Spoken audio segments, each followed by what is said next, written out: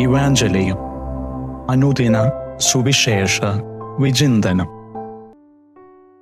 മിശിഹായിൽ പ്രിയപ്പെട്ട സഹോദരീ സഹോദരന്മാരെ, നമ്മുടെ കർത്താവായ യേശുക്രിസ്തുവിൻ്റെ തിരുനാമത്തിൽ നിങ്ങൾക്കെല്ലാവർക്കും സ്നേഹവന്ദനം.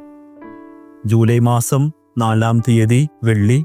നാം ധ്യാനിക്കുന്ന തിരുവചനം വിശുദ്ധ മത്തായി എഴുതിയ സുവിശേഷം 9-ാം അധ്യായം 9 മുതൽ 13 വരെയുള്ള വാക്യങ്ങൾ. യേശു കാണിച്ച സ്നേഹവും അവൻ്റെ വരവിൻ്റെ യഥാർത്ഥ ലക്ഷ്യവുമാണ് ഇന്നത്തെ വചനഭാഗം നമ്മെ പഠിപ്പിക്കുന്നത്. യേശു അവിടെ നിന്ന് പോകുമ്പോൾ മത്തായി എന്ന പേരുള്ള ഒരു മനുഷ്യൻ ചുങ്കസ്ഥലത്ത് ഇരിക്കുന്നത് കണ്ടു. അവൻ പറഞ്ഞു, എന്നെ അനുഗമിക്കുക. അവൻ എഴുന്നേറ്റ് അവനെ അനുഗമിച്ചു. യേശു അവൻ്റെ വീട്ടിൽ ഭക്ഷണത്തിനിരിക്കുമ്പോൾ അനേകം ചുങ്കക്കാരും പാപികളും വന്ന് അവനോടൊപ്പം ഭക്ഷണത്തിനിരുന്നു.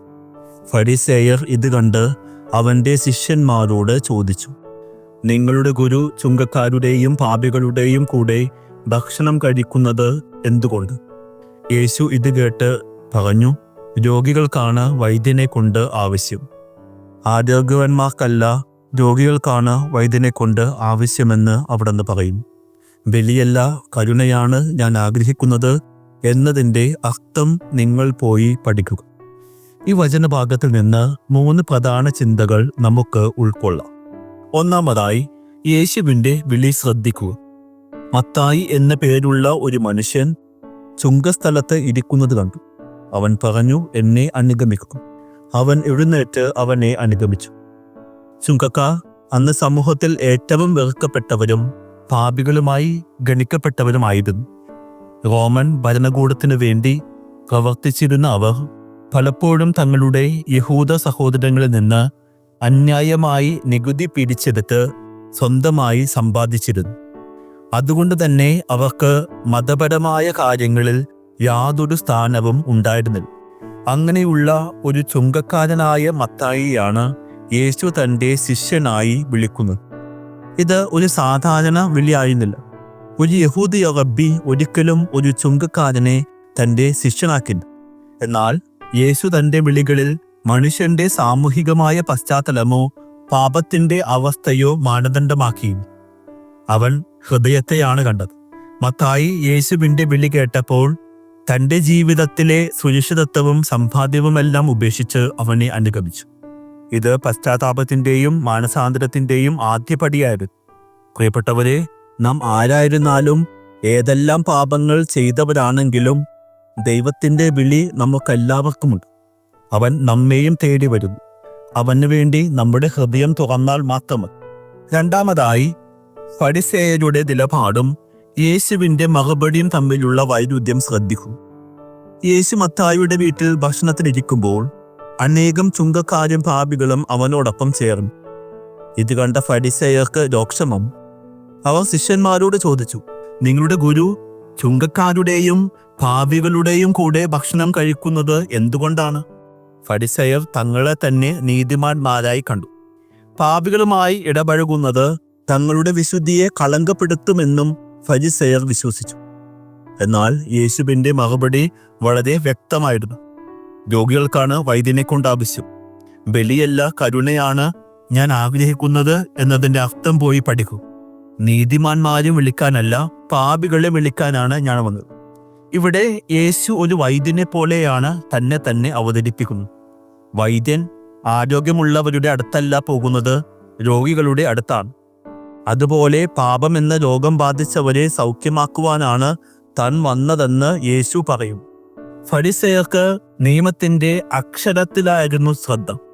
എന്നാൽ യേശുവിന് ദൈവത്തിൻ്റെ ഹൃദയമായ കരുണയിലായിരുന്നു ശ്രദ്ധ. നിയമങ്ങൾ മനുഷ്യനെ ദൈവത്തിങ്കിലേക്ക് നയിക്കുവാനുള്ള വഴികളാണ്, അല്ലാതെ മനുഷ്യനെ വിധികൽപ്പിക്കാൻ ഉള്ളതല്ല. നമ്മൾ പലപ്പോഴും മറ്റുള്ളവരെ പാപികളെന്ന് മുദ്ര കുത്തി അകറ്റി നിർത്താറുണ്ട്. എന്നാൽ ദൈവം ആരെയും അകറ്റി നിർത്തുന്നില്ല. അവൻ എല്ലാവർക്കും മാനസാന്തരപ്പെടാനുള്ള അവസരം നൽകുന്നു. അവസാനമായി, ഈ വചനത്തിന്റെ കാതൽ നീതിമാന്മാരെ വിളിക്കാനല്ല, പാപികളെ വിളിക്കാനാണ് ഞാൻ വന്നത് എന്ന യേശുവിൻ്റെ വചനം. യേശുവിൻ്റെ ഈ പ്രസ്താവന അവൻ്റെ വരവിൻ്റെ യഥാർത്ഥമായ ലക്ഷ്യം എന്താണ് എന്ന് വ്യക്തമാക്കും. അവൻ വന്നത് തങ്ങളെ തന്നെ നീതിമാന്മാരായി കരുതുന്ന വ്യക്തികൾക്ക് വേണ്ടി ആയിരുന്നില്ല, മറിച്ച് തങ്ങൾ പാപികളാണെന്ന് തിരിച്ചറിഞ്ഞ് പശ്ചാത്തപിക്കുന്നവർക്ക് വേണ്ടിയാണ്. ദൈവം പശ്ചാത്തപിക്കുന്നവരെ സ്നേഹിക്കുന്നു. അവരുടെ ഭൂതകാലത്തിലെ പാപങ്ങളെ അവൻ ഓർക്കുന്നില്ല. മത്തായിയുടെ ജീവിതം ഇതിന് ഉദാഹരണമാണ്. അവൻ തൻ്റെ പഴയ ജീവിതം ഉപേക്ഷിച്ച് യേശുവിനെ അനുഗമിച്ചു. അവൻ മാനസാന്തരപ്പെട്ടു. ദൈവത്തിൻ്റെ സ്നേഹം ഒരു വ്യക്തിയുടെ പാപങ്ങളെക്കാൾ വലുതാണ്. നിങ്ങൾ ചെയ്ത പാപങ്ങൾ എത്ര വലുതാണെന്ന് തോന്നിയാലും പശ്ചാത്തപിച്ച് അവൻ്റെ അടുത്ത് നിങ്ങൾ വന്നാൽ അവൻ നിങ്ങളെ സ്നേഹത്തോടെ സ്വീകരിക്കും, ക്ഷമിക്കും. നിങ്ങൾക്ക് പുതിയ ഒരു സ്വർഗീയ ജീവൻ അവൻ നൽകും.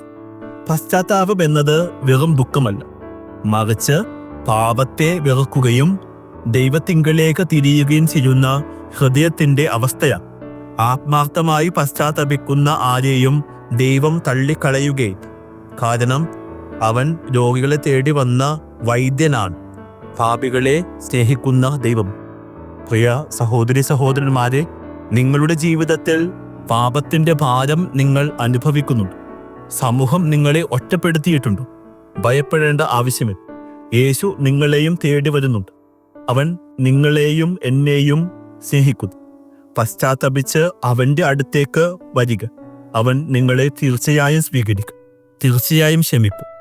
പുതിയ ഒരു വഴി നിങ്ങൾക്കായി അവൻ കാണിച്ചു തരും. ദൈവം നമ്മെ ഓരോ വ്യക്തികളെയും അനുഗ്രഹിക്കട്ടെ.